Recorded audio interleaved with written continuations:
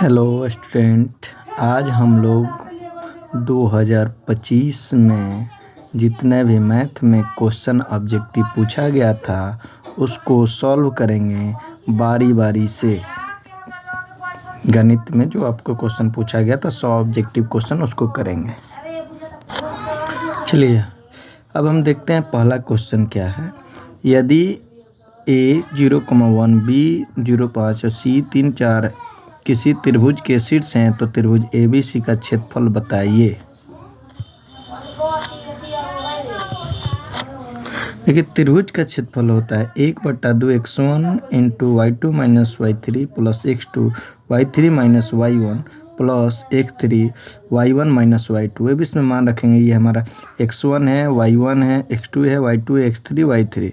यहाँ रखेंगे 1/2 x1 का मान है 0 और y2 का मान है कितना 5 माइनस y3 का मान है 4 प्लस y2 का मान है 0, x2 का मान है 0 तो 0 रखेंगे। ये हो जाएगा y3 माइनस y1 तो 4 माइनस 1 प्लस x3 का मान है 3 और y1 माइनस तो 1 माइनस कितना y1 का मान है 1 माइनस 5 ब्रैकेट बंद। यहाँ से 0 से मल्टीप्लाई हो जाएगा 0 तो ये हो जाएगा 0, ये भी 0 से मल्टीप्लाई होगा 0, ये 1 में से 3 घटेगा 4 तो 4 में 3 से गुना होगा माइनस में 12।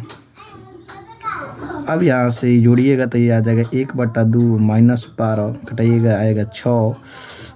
और जब भी माइनस में आएगा तो त्रिभुज का क्षेत्रफल हमेशा प्लस में लिया जाता है तो ये हमारा हो जाएगा +6। ऑप्शन देखिए, ऑप्शन नंबर है सी, तो सी हमारा सही हो जाएगा। चलिए अब हम दूसरा क्वेश्चन देखते हैं। दूसरा क्वेश्चन है 10 10 10 23 10 80 और 10 67। इसमें हमको किसी का भी मान नहीं पता है तो सबसे पहले इसको हम लोग चेंज करते हैं, 10 को कॉट में बदल देते हैं। तो इसको हम लोग 10 को बदलेंगे तो tan थीटा बराबर होता है कॉट 90 माइनस थीटा, तो थीटा का मान है 10 तो रखेंगे 10 और इसको tan थीटा बराबर होता है कॉट थीटा कॉट 90 माइनस कितना 23 और 2 को इसी तरह से रहने देंगे tan 80 और tan 67। अब देखो इसको बदलिएगा तो आ जाएगा कॉट 80 और ये हो जाएगा कॉट 67 और ये हो जाएगा tan 80 और tan 67। हमको पता है कि tan थीटा और into cot theta, tan theta देखिए यहाँ पर tan थीटा और कॉट थीटा किसके बराबर होता है 1 के। देखिए यहाँ पर tan 67 और यहाँ पर कॉट 67, यानी इसके पर बैठ रहा है गुना में है तो इसको लिखेंगे tan 67 इंटू कॉट 67। यहाँ देखो tan 80 और ये हो जाएगा कॉट 80, दोनों ये 1 के बराबर ये भी 1 के बराबर, तो 1 में 1 से मल्टीप्लाई करेंगे 1 माने इसका आंसर हो जाएगा 1, इसका ऑप्शन नंबर बी। चलिए तीसरा क्वेश्चन देखते हैं। यदि दो समरूप त्रिभुजों का क्षेत्रफलों का अनुपात 100:12 है तो इनके संगत माध्यिकाओं का अनुपात क्या होगा। हम लोग को पता है दो समरूप त्रिभुजों का क्षेत्रफलों का अनुपात दिया रहेगा तो भुजाओं का अनुपात होता है, भुजा का अनुपात इनका वर्गमूल के बराबर होता है, यानी हो जाएगा √100 अंडर कितना 144, 100 का वर्गमूल 10 ये हो जाएगा 12, तो इसका भुजा का अनुपात हो जाएगा 10:12, ऑप्शन नंबर सी।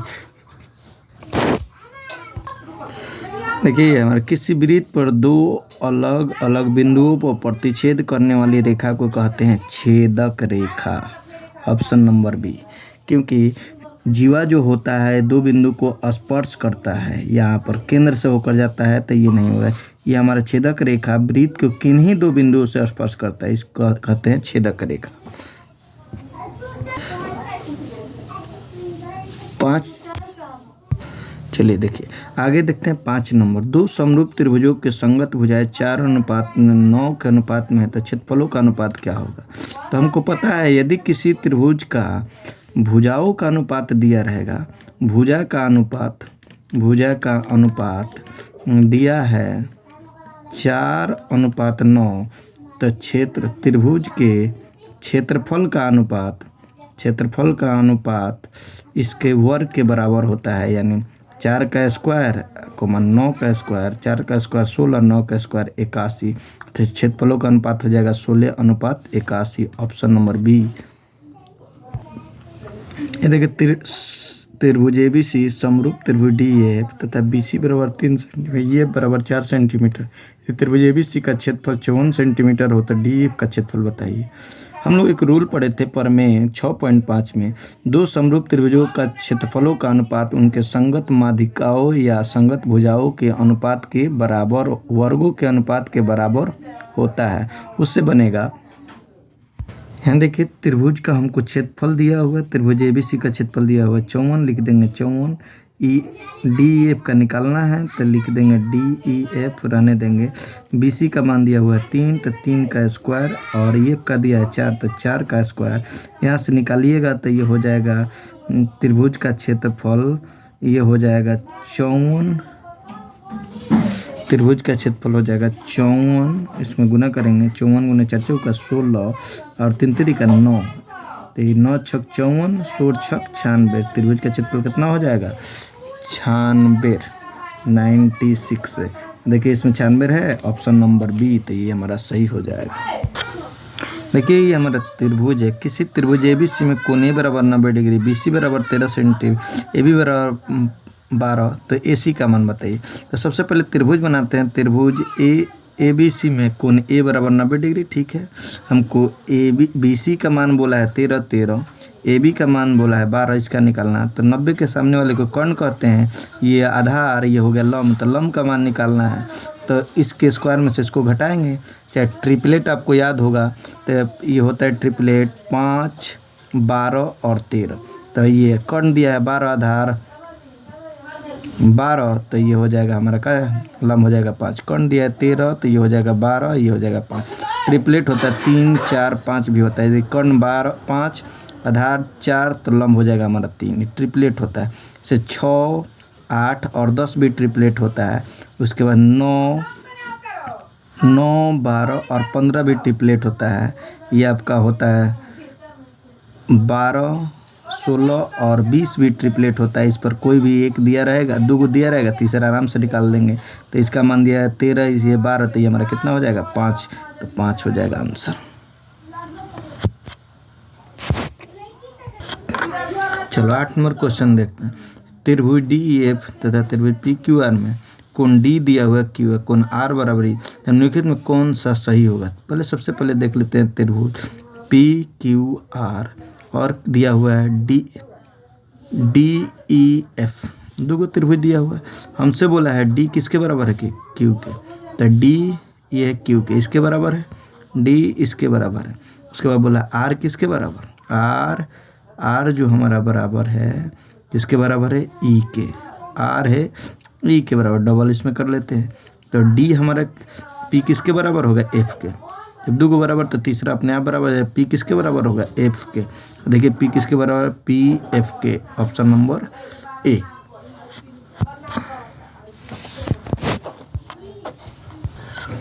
देखो यहाँ पर त्रिभुज ABC तथा त्रिभुज DEF इस प्रकार है कि AB बटा D, BC बटा EF और CA बटा या ADF, और कोण A बराबर 40 डिग्री, कोण B बराबर 80 डिग्री। तो F का मान बताएं। सबसे पहले किसी त्रिभुज के तीनों भुजाएं दूसरे त्रिभुज के तीनों भुजा के एक ही अनुपात में हो तो ये दोनों त्रिभुज क्या होते हैं, समानुपाती समरूप होते हैं। A, B और C, ये हमारा है D, E, F। तो ये देखो हमारा इसका ये किसके अनुपात के बराबर है, AB है D के, ये इसके अनुपात के हैं, और BC बराबर ये, AC बराबर ये। तो देखो इसके संगत कोण भी बराबर होंगे। कोण A किसके बराबर होगा, कोण A होगा कोण D के। कोण A किसके बराबर होगा, कोण D के। तो A है 40, तो ये D भी 40। अब हमसे क्वेश्चन में पूछा है B बराबर 80, तो ये हमारा 80, तो ये भी हमारा क्या हो जाएगा B, तो ये हमारा हो जाएगा 80। अब अच्छा C, तो C होगा तो ये 40, ये 80, 120, तो ये हो जाएगा 60, तो ये भी हमारा क्या हो जाएगा 60। मतलब F का मान कितना 60, तो हमको F का मान पूछा है तो F का मान हो जाएगा 60।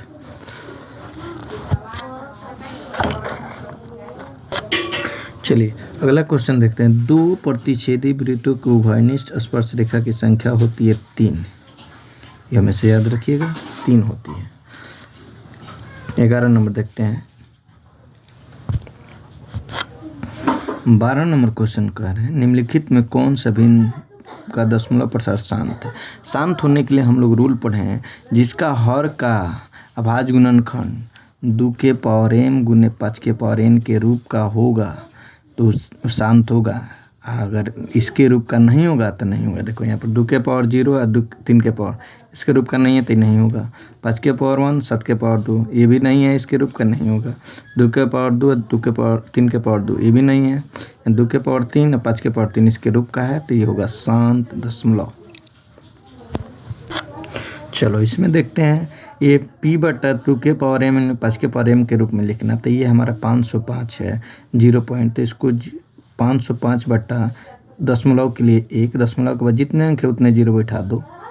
3 0 3 जब कटना है तो कटा दो। 5 एकम 5 0 5 एकम 5 ये कटेगा 5 दूना 10, ये 200 बार में कट जाएगा, यानी आया 101 बटा कितना 200।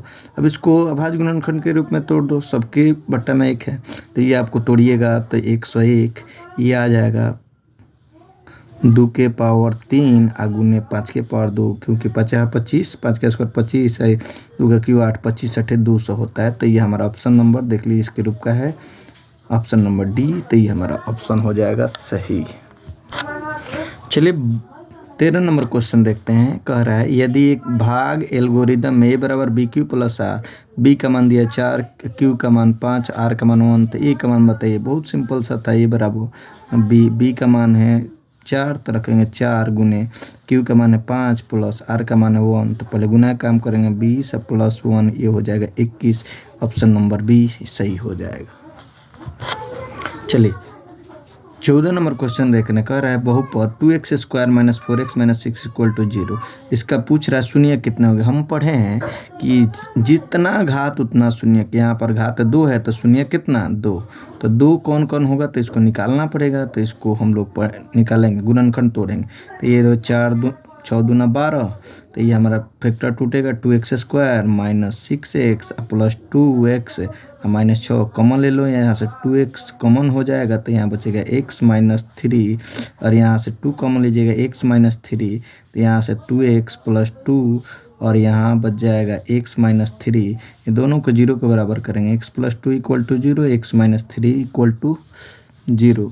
तब ये हमारा ऑप्शन नंबर हो जाएगा। यहाँ से निकाल लेंगे 2x बराबर -2 और x बराबर -2/2, मतलब ये आ जाएगा -1। यहाँ से x बराबर माइनस उधर जाएगा +3, मतलब x का मान आ जाएगा -1 और +3। Option number B.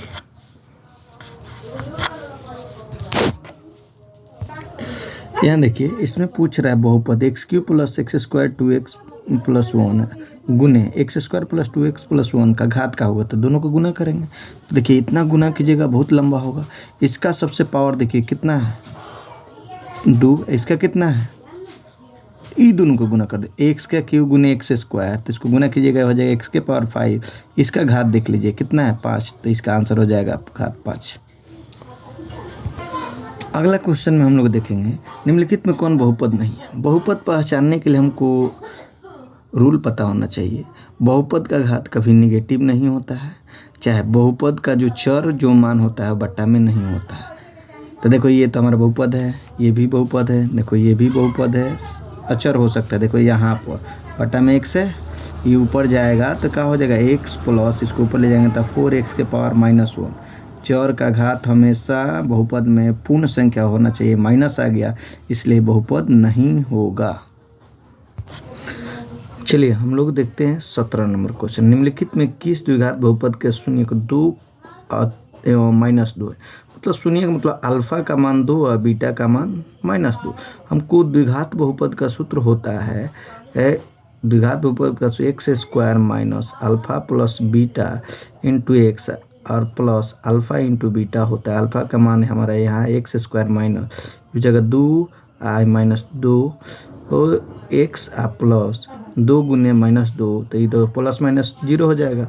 X square minus 0x, इसको गुना करेंगे तो -4, तो हमारा बहुपद हो जाएगा एक्स स्क्वायर, 0 को हटा दीजिए, ये -4, मतलब X square -4, option number B, X square -4, option number B हमारा सही हो जाएगा। ये ऑप्शन गलत है जो एक लड़के ने बनाया है।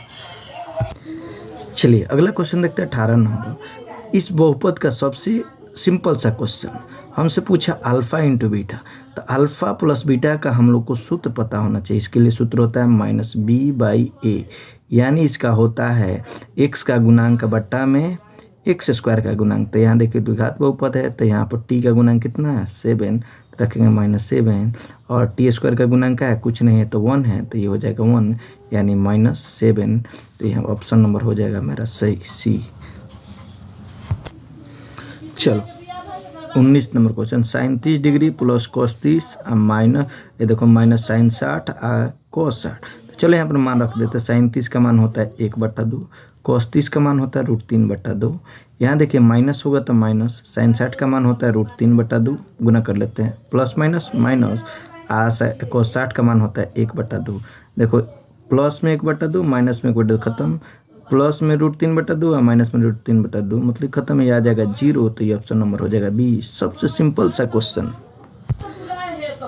चलिए 20 नंबर क्वेश्चन देख रहे हैं। यदि द्विघात बहुपद k-1 x square plus kx plus 1 का शून्यक -4 हो तो k का मान निकालें। तो k-1 इंटू -4 के स्क्वायर k इंटू -4 प्लस 1 बराबर 0। तो इसका मान रखने पर 0 के बराबर आना चाहिए। यहाँ देखो ये हो जाए k-1, ये हो जाएगा, माइनस का स्क्वायर करेंगे 16, ये हो जाएगा -4k प्लस 1 बराबर 0। यहाँ से करेंगे तो ये हो जाएगा 16k -16, ये -4k प्लस 1 बराबर 0। तो ये देखो हमारा हो जाएगा, 16 में से 4 घटेगा, ये आ जाएगा 12k। ये देखो ये है घटेगा तो कितना आ जाएगा माइनस, यहाँ पर उधर ले जाएंगे तो ये हो जाएगा +16, प्लस में 1, इधर माइनस में 1, यहाँ से 12 के बराबर हो जाएगा, हटाएंगे तो 15 के बराबर 15/12। तो ये हो जाएगा 3 × 5 = 15, 3 × 4 = 12, मतलब के का मान हो जाएगा 5/4, ऑप्शन नंबर बी। चलो 21 नंबर, वर्ग अंतराल 2 से 5, 5 से 8, 8 से 11 के वर्गों की लंबाई पूछा। तो देखो इसमें कितना है, 3 बढ़ रहा है, 3 बढ़ रहा है, ये वर्ग की लंबाई हो जाएगा, हमारा हो जाएगा आंसर नंबर बी, सबसे आसान क्वेश्चन। अब आते हैं थोड़ा सा आगे की। 4 लगातार विषम संख्याओं का मान 6 है तो सबसे बड़ी संख्या। पहले मान लेते हैं, माना कि सबसे छोटी विषम संख्या है x, 4 को जोड़ना है तो दूसरी हो जाएगा x + 1, x + 2 दूसरी विषम संख्या, तीसरी x + 4 और चौथी x + 6। इसका माध्य किसके बराबर है, 6 के। तो इस सबका योग 4 है तो 4 से भाग, और बराबर में कितना हो जाएगा, हो जाएगा 6। इसको जोड़ेंगे x मतलब 4x, 2 4 6 6 12, 12/4 और ये 6। अब इसको बाई क्रॉस मल्टीप्लिकेशन कर लीजिए तो ये हो जाएगा 4x + 12, ये हो जाएगा 6 चौका 24, 4x बराबर 24 - 12, 24 - 12, ये हो जाएगा 4x बराबर कितना 12, x बराबर 12/4, 4 × 3 = 12, x बराबर कितना 3, और आंसर कितना आ गया, सबसे छोटी 3। तो 3 हमसे बड़ी पूछा है, देखिए हमको पहली, दूसरी, तीसरी, चौथी, तो x + 3, x का मान है 3, तो 3 + 6 तो ये हो जाएगा 9, ऑप्शन नंबर बी। चलिए प्रथम 6 सम प्राकृत संख्याओं का माध्य का, तो इसके लिए बोला है प्रथम 6, तो इसके लिए सूत्र होता है डायरेक्ट माध्य का प्रथम n + 1। तो देखो 6 को बोला है तो 6 + 1 मतलब कितना 7, आंसर हो जाएगा मेरा 7, ऑप्शन नंबर 1। चाहे इसको तो चाहे निकाल के देख सकते हो, प्रथम तो 2 + 4 + 6 + 8 + 10 + 12 + 12 बट्टा में 6, इसको जोड़िएगा आएगा 8, आप इसको जोड़िएगा तो आएगा 42, 42 में 7 6 से भाग दीजिए, 6 × 7 = 42, जोड़ के देख लो, 6 6 12 12 8 20 20 10 30 30 12 42 42 में 6 6 7 42 मतलब ये आ गया 7, ऑप्शन नंबर सी। चलो आते हैं इसके बाद वाला। 1 प्लस कॉट स्क्वायर थीटा बराबर सूत्र का होता है। 1 प्लस कॉट स्क्वायर थीटा बराबर सूत्र होता है कोसेक स्क्वायर थीटा, क्योंकि cosec square theta minus cot square theta बराबर होता है 1। हमको निकालना है 1 प्लस कोट, तो देखो ये हो जाएगा कोसेक स्क्वायर थीटा, इसको भेजेंगे तो उधर जाएगा प्लस में हो जाएगा 1 plus coat square theta. 1 plus coat square theta किसके बराबर होता है? कोसेक स्क्वायर थीटा के बराबर होता है। 25 नंबर हमसे पूछा है इसमें बहुलक का बराबर, तो बहुलक का डिफिनीशन ही होता है कि चर में जो चर मान, जो आंकड़ा में जो सबसे अधिक बार आया रहता है उसी को हम लोग क्या कहते हैं? बहुलक।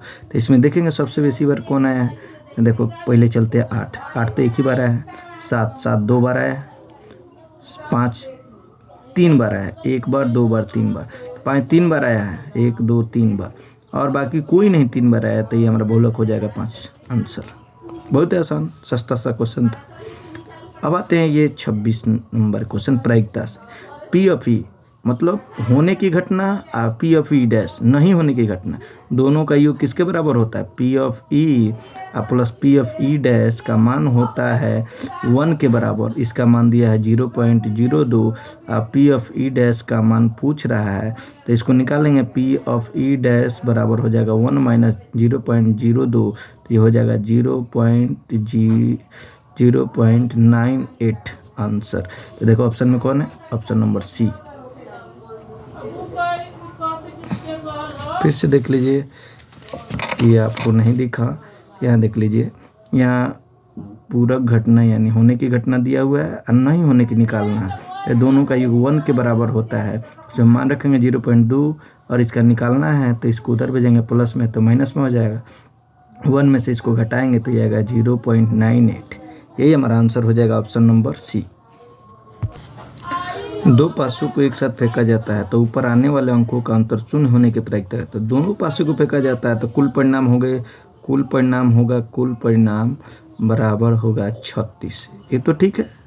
अब देखो सेम अंकों का अंतर मतलब 1 आएगा, 1 में से 1 घटाएंगे तो 0, 2 में से 2, 3 में से 3, 4 में से 4, 5 में से 5, 6 में से 6, इससे तो ज़्यादा आ नहीं सकता है। तो अनुकूल परिणाम कितने? 1 2 3 4 5 6 को ऐसा नहीं कि घटाने पर आएगा 0, इसलिए हमारा प्रायिकता होता है घटना के अनुकूल परिणाम बटा में कुल परिणाम। तो अनुकूल परिणाम है 6 और कुल परिणाम है 36, तो ये हो जाएगा 6/36 मतलब घटाइए 1/6, आंसर हो जाएगा हमारा, आंसर हो जाएगा 1/6, ऑप्शन नंबर बी। चलो 2 सिक्कों को उछालने पर दोनों पर शीर्ष आने का प्रायिकता। पहले 2 सिक्का उछालेंगे तो कुल परिणाम कितना होगा, सबसे पहले यही काम होता है प्रायिकता में निकालना। तो कुल परिणाम या तो दोनों पर हेड आएगा, चाहे एगो पर हेड आएगा एगो पर टेल, या एगो पर टेल एगो पर हेड, या दोनों पर टेल। कुल परिणाम हो जाएंगे 4।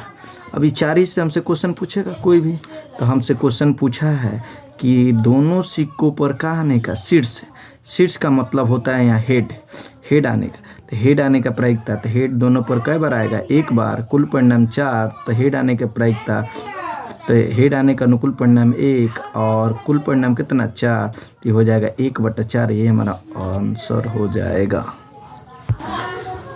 यहाँ देखो 29 नंबर, एक वर्ष में एक महीना यादृ छाया चुना जाता है जून या सितंबर होने का। देखो एक वर्ष में कितने महीने होते हैं? 12। इसमें से जून या सितंबर मतलब अनुकूल परिणाम कितने हैं? 2। तो हमारा प्रायिकता हो जाएगा अनुकूल परिणाम, तो कै गो आने का? 2 गो महीना, तो 2 बटा कितना? कुल महीना है 12, तो 2 बटा कुल महीना मतलब 12, 2 एकम 2, 2 छक 12 मतलब प्रायिकता हो जाएगा 1/6। यहाँ देखिए, एक पासे की फेंक में संख्या 4 या 5 आने की प्रायिकता क्या होगी?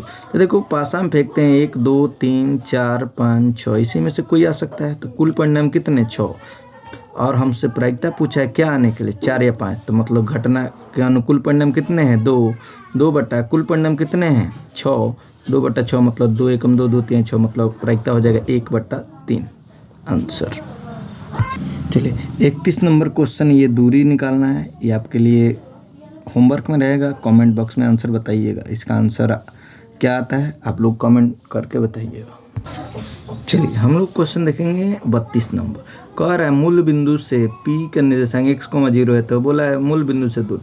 मूल बिंदु से दूरी कभी पूछेगा, याद रखिएगा हमेशा सूत्र √100x² + y², हमेशा के लिए मूल बिंदु से दूरी का यही सूत्र होता है। चलो ये अगला क्वेश्चन है 33 नंबर। वाई अक्ष से बिंदु 12,14 की दूरी है, तो वाई अक्ष सबसे पहले इसमें समझ लेते हैं। ये हमारा है एक्स डैश वाई डैश।